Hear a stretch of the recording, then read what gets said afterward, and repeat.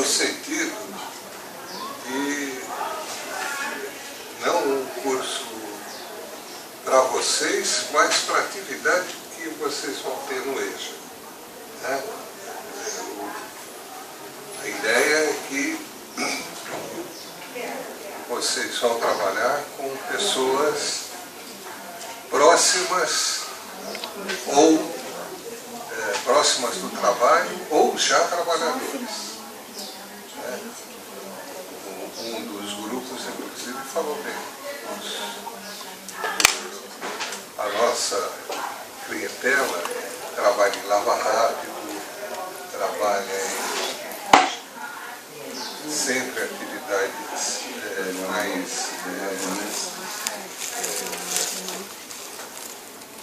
quase informais, mas pode ser que continuem aí o resto da vida, né?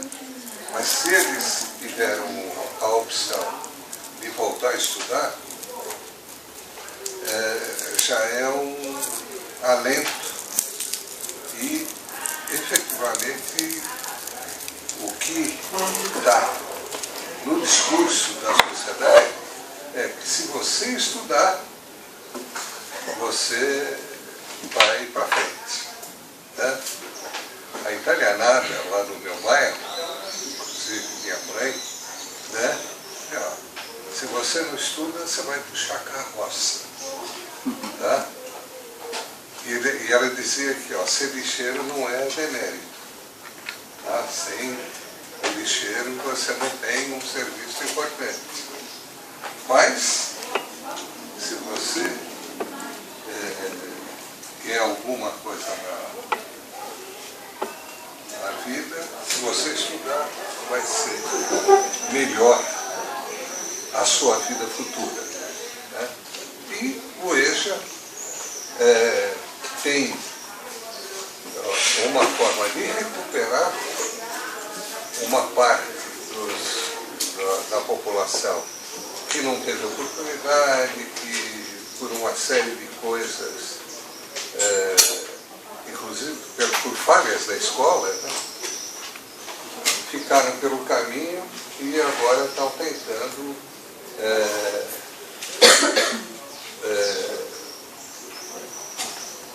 uma oportunidade. É certo que vocês têm toda essa experiência, sabe que tem muitos que agarram essa oportunidade e vão para frente. Né? Vem aí estou falando, tem ideias pela cabeça. Né? A Marina, ela hoje uma líder nacional, né? Não estou fazendo propaganda, estou querendo o exemplo dela, mas era analfabeta, estudou, fez faculdade, né?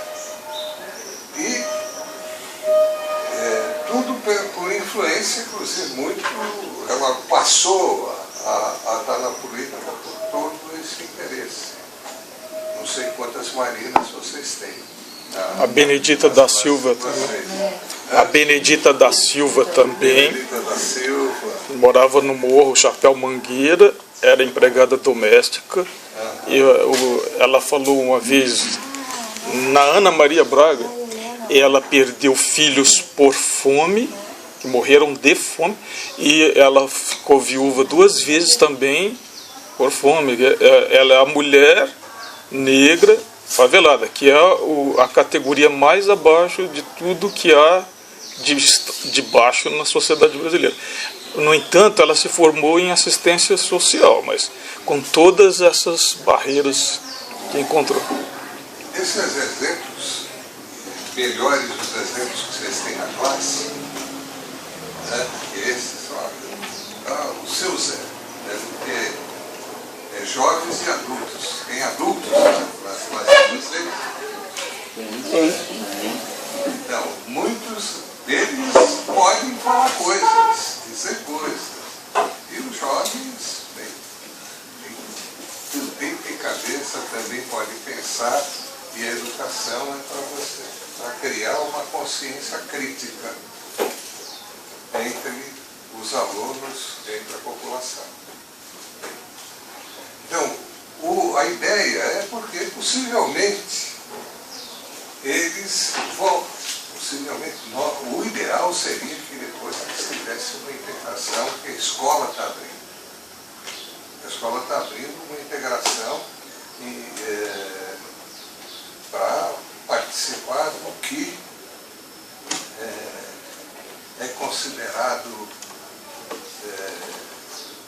bom pela chamada sociedade letrada. Eles são iletrados, né? As pessoas, mas eu não sei, eu estou querendo, tem muita coisa, agora eu sei que eu me atrasei, estou querendo recuperar, então é uma, não sei se é o caso de todos, né? Mas é um elan que está dentro dos alunos de vocês. E um caminho, né? Nós discutimos muito, vocês discutem muito nas diversas matérias, a forma de ter uma consciência crítica, como recebe aquela informação, critica e tal. Mas existe também, além da consciência crítica, a consciência organizativa. Um dos valores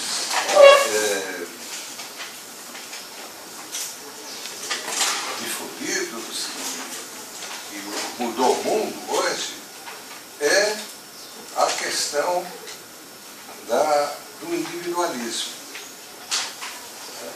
É importante a classe porque a gente cria equipes, cria possibilidade de contatos e uma forma de crescimento conjunto.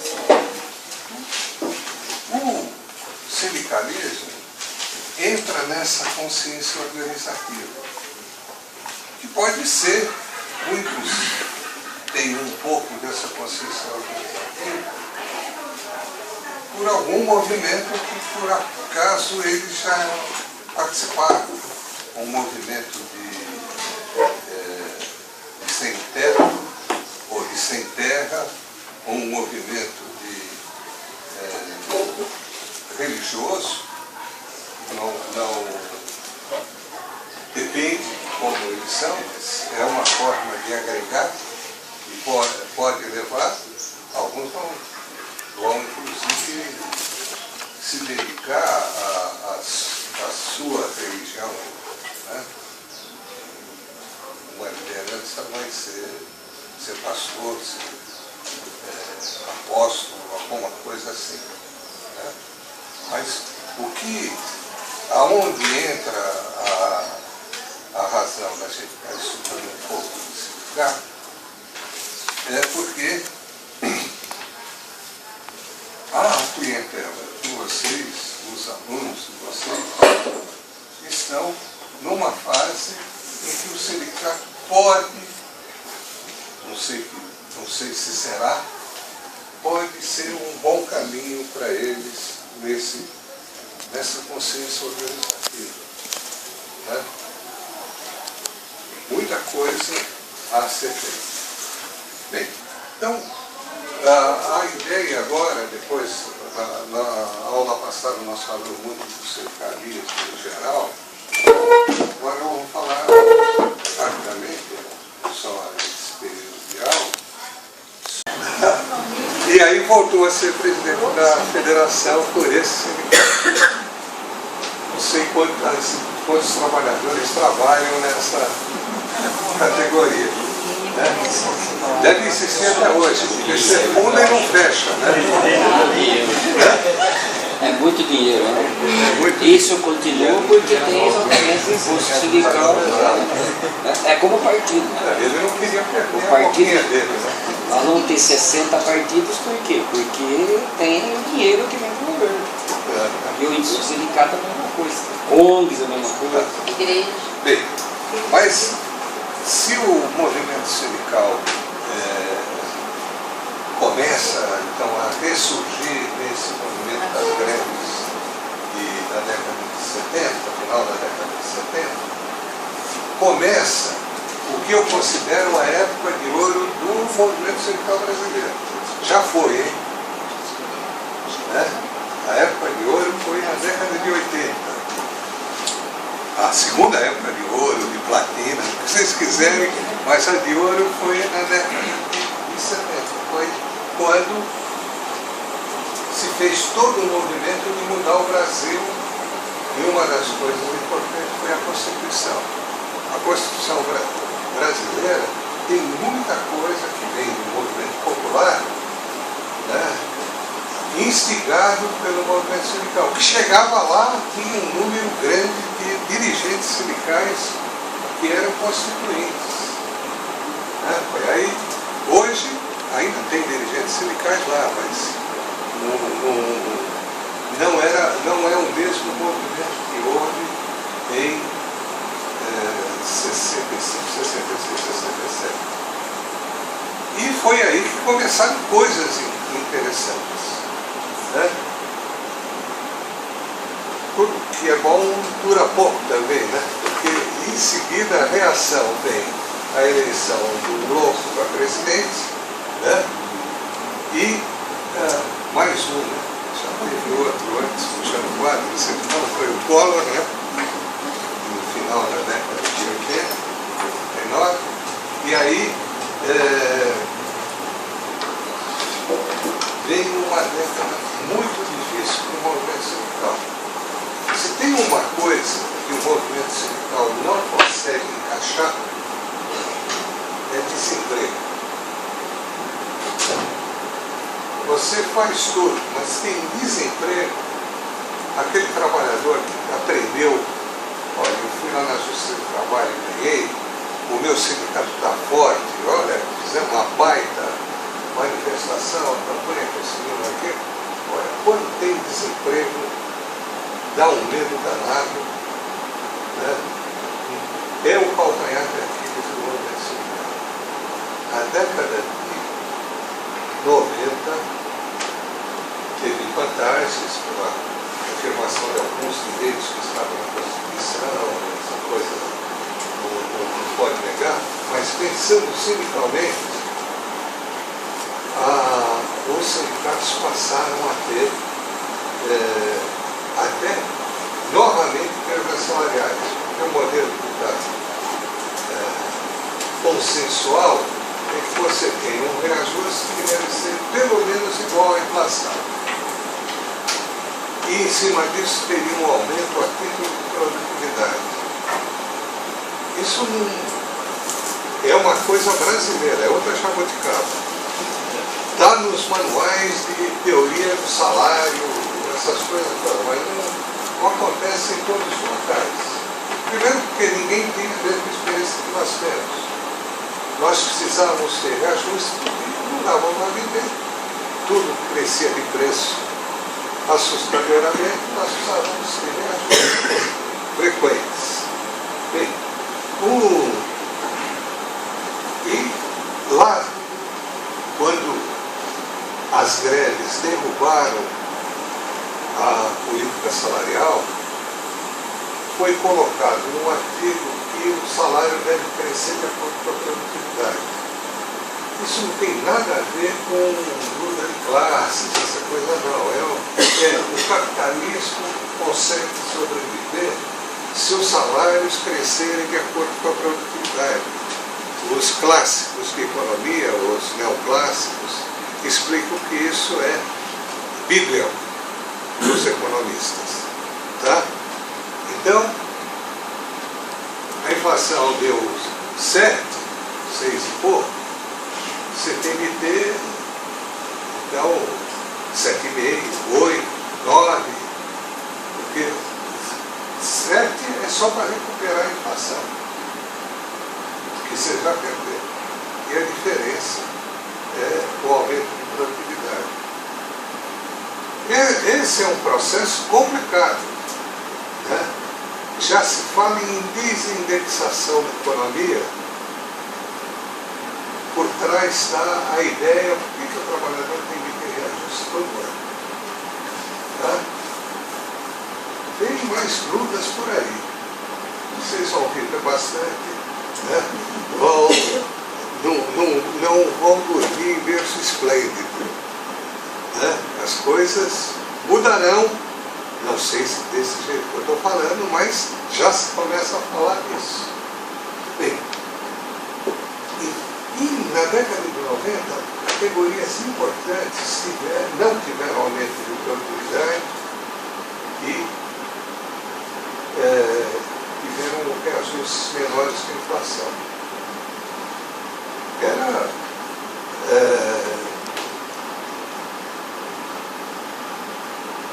Foi muito difícil reagir a isso, porque ao mesmo tempo o desemprego era grande. Chegou em 2003, primeiro governo do Lula, 2003, chegou a 20%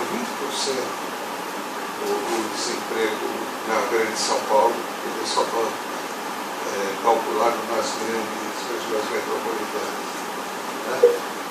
Ou seja,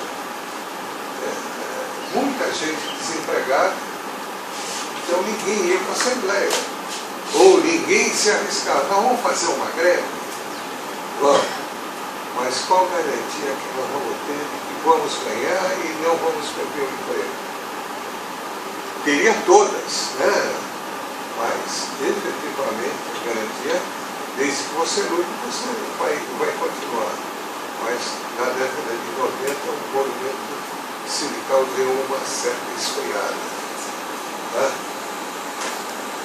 No texto que vocês leram, ou vão ver, que não leu ainda, mostra que depois isso mudou, né?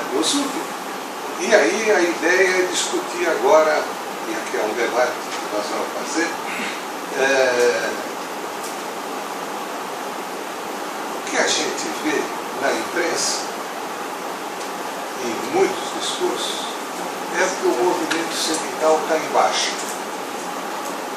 Já foi bom, já foi uma coisa interessante, pena que eu nasci depois, ou pena que eu já estou quase morrendo, sei lá, que tem as saudades do que já foi bom, ou alguns, né? Mas os textos, isso principalmente na academia e na imprensa, o movimento sindical já não é mais aquele. Né? E a tese, o autor mostra bem, será que não é? Olhando só esse aspecto da contabilidade e quanto ganhou por ano, ele tem uma tabela que mostra que os trabalhadores têm tido reajustes maiores que a inflação.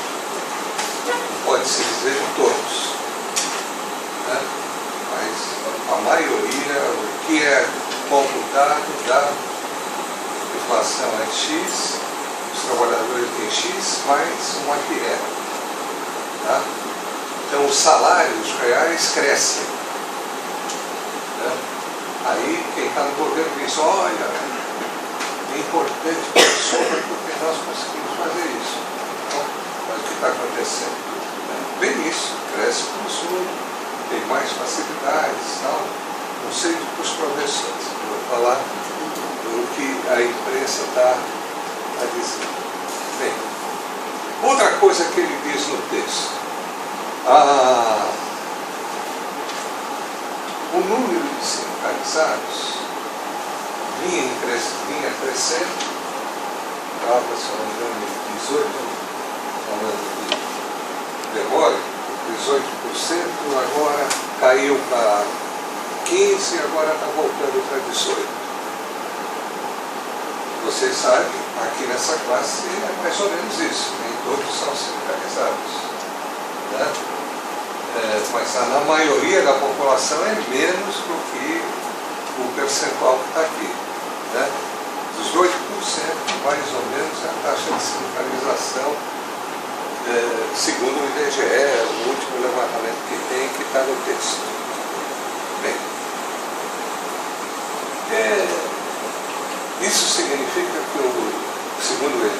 para ele isso é um dado que o não está embaixo, pode estar estacionário, isso ele não diz, estou dizendo eu, pode estar estacionário. Se falar para o número de sócios, está mais ou menos assim.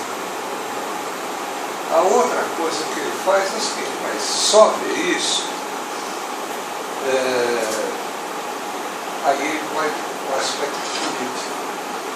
Né? As várias tendências do passado pensavam em construir uma revolução, né? Projetos de poder. Então, ele mostra bem.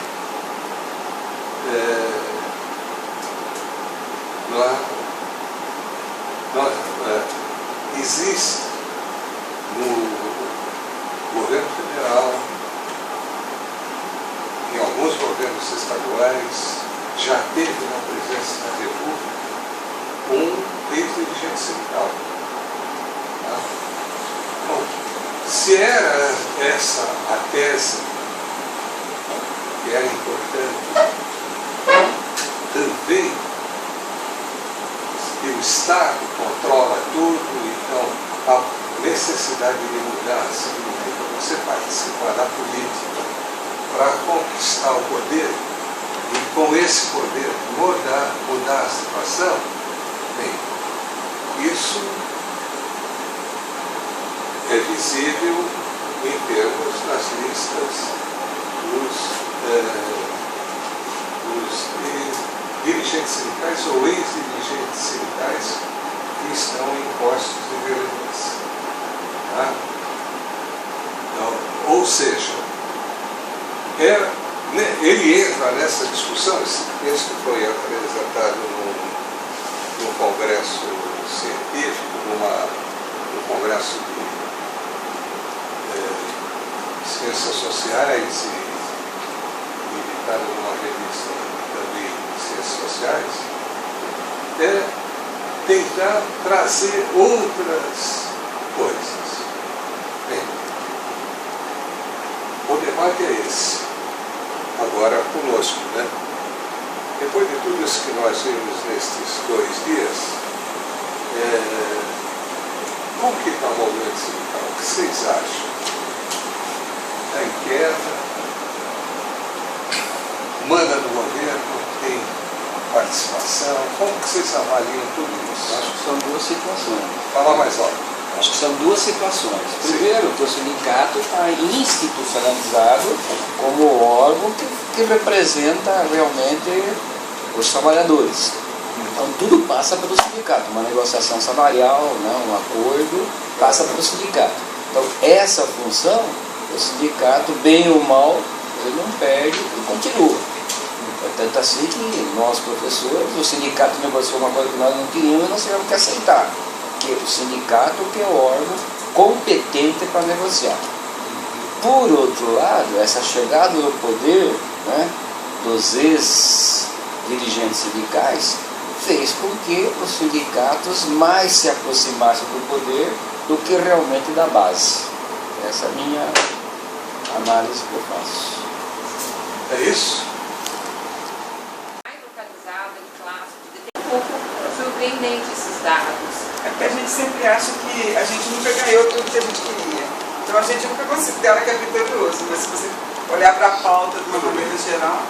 Vamos pensar olhando como vocês vão usar essas informações, pensando na clientela de vocês, nos alunos de vocês. Né? O texto é um texto diferente do que acontece hoje. Mesmo quando ele fala academia, ele é acadêmico. Tá? Mas se você for conversar dentro de uma universidade, o sindicato já era. Com uma boa proposta, em 80 foi importante, nós todos apoiamos, foi por aí. Agora perdeu o bonde da história.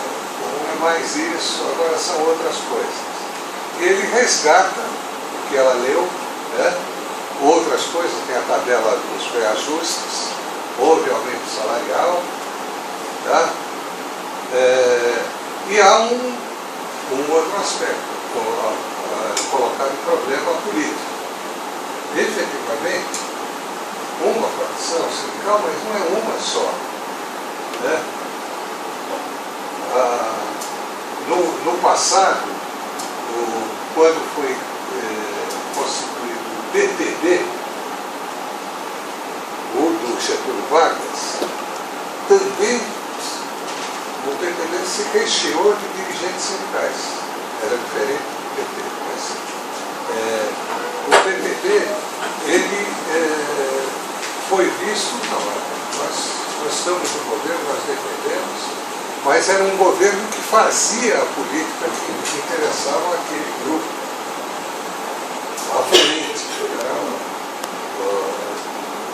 Getúlio foi eleito pelo PTB em 50, né? Como? O Getúlio foi eleito pelo PTB em 50. Em 50, aí mudou. No início era um libertador. Ele tentou na comunista, era para derrubar o Getúlio em 35. Tá? Então, efetivamente, depois mudou e ele passou a ser o líder que ele foi eleito presidente, né, num movimento praticamente querenista. Todo mundo queria o Getúlio, né? E ele conseguiu a maioria muito grande de votos contra toda a organização empresarial que apoiava o outro candidato. Tá? Bem, agora, esse é o Getúlio que o PTB e o PDT também, depois. Toda a chamada esquerda, mas não só a esquerda, todas as pessoas que estavam interessadas no progresso era o Getúlio. Mas ele foi derrubado, mas para não cair ele se matou, né? Agora, ele mostra essa outra face, mas aí o problema todo é o seguinte: nós precisamos verificar o que isso é importante para o trabalho educativo da classe de vocês, das classes de vocês. Tá? Conhecer essas coisas, né? A aula não vai se transformar num proselitismo, né? Mas tem que dar as boas informações do conjunto da classe. De qualquer forma, a informação que tem que ser passada é que o sindicato existe, o sindicato realmente é a organização que tem como função principal exatamente essa mobilização, né, esse trabalho coletivo das diversas categorias profissionais e que realmente deve ser estimulado, incentivado a participar da atividade sindical. A importância de se organizar. Se organizar. A organização e sindicato deve ser defendida, deve ser incentivada. Olha, os professores que são formadores de opinião. Vamos ouvir um novo. Olha, os professores que são formadores de opinião por excelência, né, em sua atividade, o próprio discurso parado, né, da imprensa, né, de direita, e na sala de aula comentar que os sindicatos estão enfraquecidos. Ao contrário, tem que ser o ancíclico aí na história. Né? Por mais que os sindicatos estejam arrefecidos, mas eles existem. Eles têm um papel importante na história, tiveram e ainda tem hoje. Né? De modo que todas as conquistas que a gente vai adquirindo ao longo do tempo, elas ainda hoje passam por sindicatos. Eles têm um papel importante. E a gente tem que reforçar isso em sala de aula, inclusive fazer o trabalho de politização, porque, ao meu ver, o que acontece hoje, né, em muitos sindicatos estarem enfraquecidos ou de repente não tão ativos assim, é justamente a falta de politização. E o melhor exemplo disso é o nosso próprio sindicato. Eu digo do sindicato nosso de Campinas, né, que daí envolve todos os servidores, mas digo também do sindicato da BOS. Se vocês querem um exemplo de sindicato não tem tanta atuação assim. É a BOS, justamente porque os professores não têm consciência política. Os professores não têm consciência. Os que mais devem ter não têm consciência.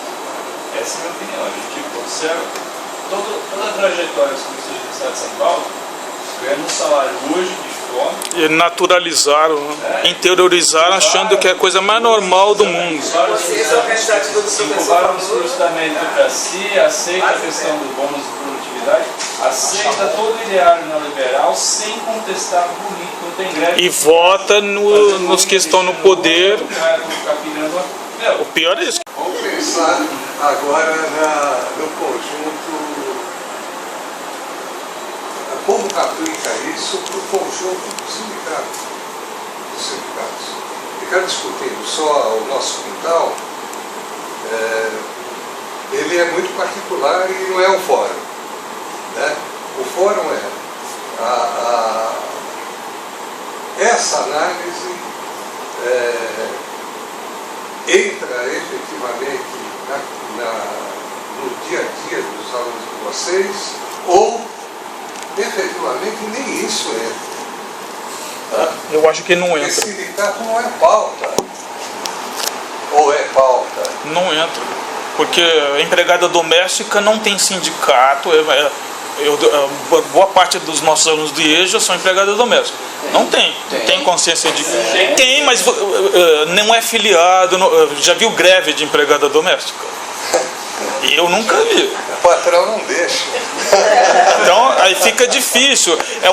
São categorias de mais baixa renda, mais desorganizadas. O que vale mais aí é a Justiça do Trabalho e a CLT do que propriamente um sindicato. Tudo bem. Tirando as empregadas domésticas, que elas também Lava são Jato conscientes, também. sabem fazer coisas, efetivamente é muito mais difícil para ela, que trabalha assim, na casa do patrão, né? E tem outras formas de envolvimento. Os outros alunos. Pedreiro, por exemplo, complicado. A não ser, nós temos pedreiros que são alunos. Só se ele for de uma grande construtora, que também acontece. Aí sim, ele tem acesso ao sindicato da construção civil.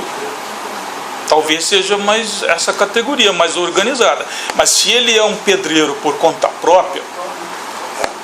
Eu como professor, nunca pensei em levar, né? Eu nunca pensei em levar isso para a sala de aula, ou verificar se eles têm consciência que seja do sindicato. Tenho a melhor ideia. Posso até... Não, porque a aula não é de sindicalismo, é de cidadania, né? Como História trabalha com isso. Deveria, né? como exercer a cidadania. Mas se eles têm esse conhecimento, eu, pessoalmente, nunca tive essa preocupação. É que você dá para um conteúdo que é matemática, que é diferente do meu de história. Então, o meu livro, o texto de história, lida diretamente com isso. No quarto termo, por exemplo, que é final do EJA, segundo ciclo, lida exatamente com a origem do movimento sindical, da cidadania, a imigração italiana. Isso faz parte. É por isso que eu diretamente posso lidar com isso. A gente até introduz alguns em análise de dados, em matemática, e você pega de propósito algo, né, para pensar nessa formação desse cidadão. Eu estou falando que em termos de sindicalismo, eu nunca... Falando em questão de cidadania, me lembrei que agora, inclusive os grêmios, que já seriam um início de organização dos nossos alunos, foram morrendo nas escolas e a gente não... Nas fundamentais nem existem, no caso da nossa rede não existe. Falando uma Retomar isso, grande né? besteira. Realmente não sei se eu estou falando uma grande besteira. Mas no final da década de 90 para cá, você tem uma expansão muito grande do setor de serviços. E uma diminuição muito grande dos trabalhadores ligados diretamente ao setor produtivo. Quando você pensa em sindicato e uma atuação de greve, você para o setor produtivo das empresas, as empresas vão parar e realmente vão falar, olha, vamos negociar. Quando você para o serviço, será que há uma negociação? Quer dizer, falar num país que que está numa ascensão, como na época do Getúlio Vargas, tá? Que está numa ascensão enorme da industrialização, em que os trabalhadores estão entrando como trabalhadores do setor produtivo, e vai lá no sindicato, por exemplo, já que a gente citou o nosso, a APOS, o Sindicato dos Professores, e por isso também se desgasta demais, quer dizer, eu só estou fazendo um paralelo, mas por quê? O que adianta o professor parar? Eu lembro de uma greve que os professores pararam, 3, 4 meses parados aqui no estado de São Paulo, e para o governo isso é quase irrelevante, não saía nem do jornal, porque não paga nada, não paga o setor produtivo. Tá? E aí, quer dizer, que adianta efetivamente, né? Você, eu estou de acordo com você. Eu posso dar um exercício matemático, calculando o reajuste salarial que o cara teve. Né? Mas isso teve um economista nosso em Minas Gerais que fez uma cartilha chamada Matemática Sindical.